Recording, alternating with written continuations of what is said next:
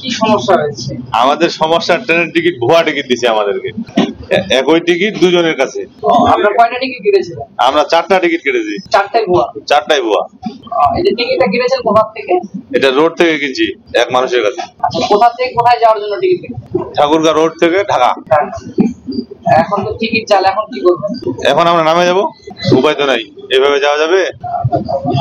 আপনি কি করেন ঢাকায়?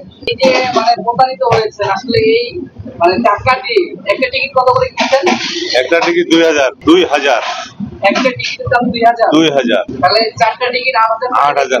হ্যাঁ, তারপরও ভুয়া। এটা আর কি করবো, আর বলার তো ভাষা নাই। আর ছেলেদের পরীক্ষা, ওই জন্য আমরা যাচ্ছি ওখানে।